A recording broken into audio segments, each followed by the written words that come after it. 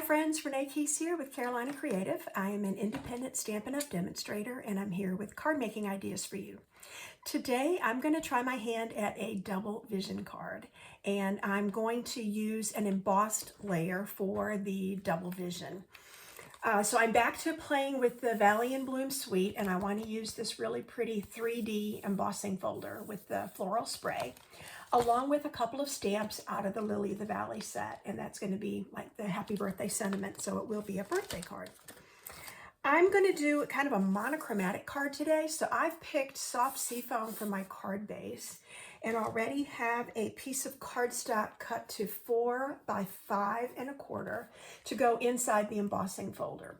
Now I have placed this so that I want what looks like a magnolia flower to me to be a little bit over to the side so that there's room to see the embossed leaves and the lily of the valley, the rest of the floral spray here. So this is actually ready to run through the embossing machine, and it does use the number 4 plate. So I am ready to start my embossing process here by running this through. So not the standard 2 number 3 plates, just the number 4 thicker gray plate. So there is my embossing folder. Let me slide this out of the way and do a little reveal here. I still just absolutely love this embossing folder. Here we go. The detail and the dimension are just absolutely stunning. So there is the front of my card, and here will be part of the inside.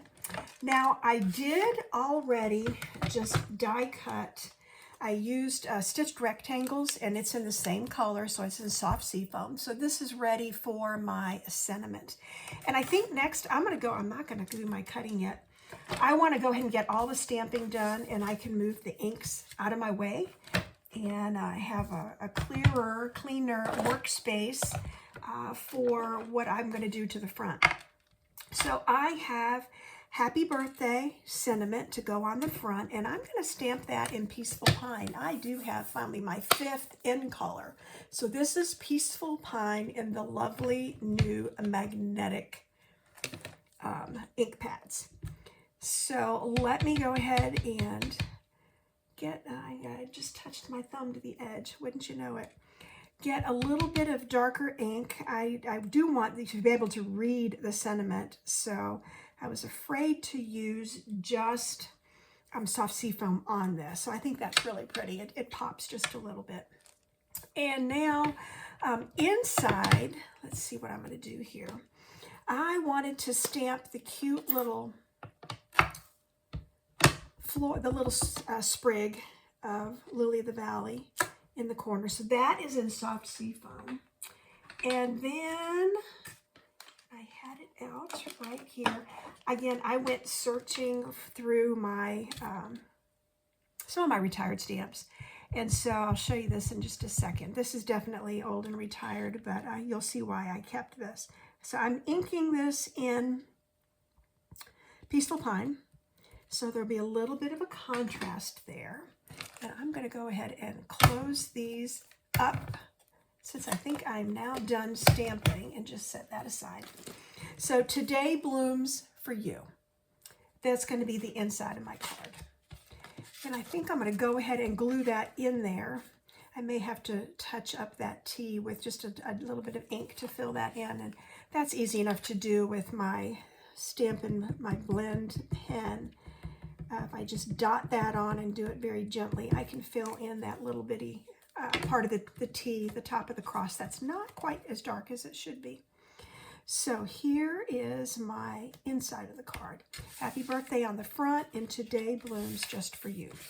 Now, the double vision card. I've been seeing a lot of these popping up online, just different forums, and so I wanted to try my hand at this. What you do is you're going to slice, whether you're using a piece of Designer Series paper, or in this case, I'm using an embossed layer. So I'm going to do, I've seen some of them going as narrow as 1/2 inch. So that would be a lot of very narrow little strips. But if I go at 3/4, I know I can get, I think it was 7 pieces. 7 pieces going across, and they will be evenly spaced. I don't need my scoring tool here. I just need to slice every 3/4 of an inch. So here we go. And that's a nice clean cut. And here's another at 3/4. You know, obviously I could do the card long ways. You would have fewer slices, and then you might want to do them at 1/2 inch if you did it that way. I mean, I was trying to, it'll be pretty obvious where the flowers are and how this goes together, but I was going to try to just keep them in order.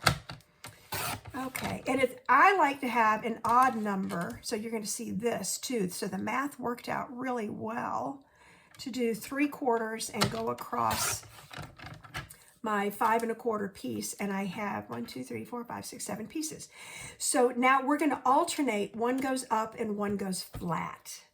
And I'm going to use my foam strips. I might be able to just leave this right on my cutting board and work right here. So I got out my foam strips, my foam adhesive, and I already started cutting some strips. And I just did this manually, you know, snip along here to give me some long rectangles. I'll see how many I need as I start assembling. But the idea is that I'm going to glue the first one down flat. I'm going to flip this so that I'm working up close here. And I'm going to keep all my pieces just like that in order. So the first one is going to get glued flat. And then I'm going to put, yes, it goes like this. I'm going to put the next piece up with my dimensionals. So I'm going to start, and I want to leave, you know, a border, a frame around the edges, just like I would if I was, you know, matting anything else. So I will have my same color, my soft seafoam, all the way around the edges. So a little glue all the way around, and now this will allow me to kind of slide this where I want it to be. Like that. So I have a little edge at the top on the right hand side and then over on the bottom. So now these are a little longer than they need to be. Let me snip and pull the backing off one of these. And maybe I don't need all of this. I knew I was going to end up with some odd sizes here, so I cut 3 thinking I'm probably going to need more than that. But that'll work. And I'm going to peel the backing off. And then I want to make sure I've got this, because I flipped it. Wouldn't you know? Yes. I can see, this is the trickiest part, is getting it to line up exactly, because your images are going straight across. So I'm literally touching it to the next edge and then laying it in place. So the next one goes down. And this is, again, going to get some liquid glue.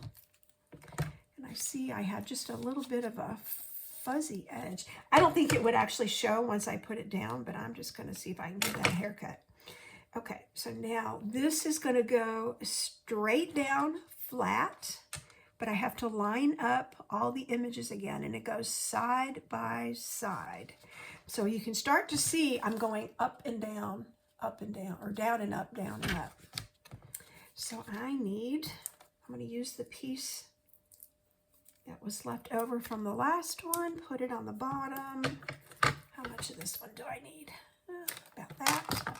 It just needs to be enough to support it. So you can see, I mean, I'm not filling the whole width of this.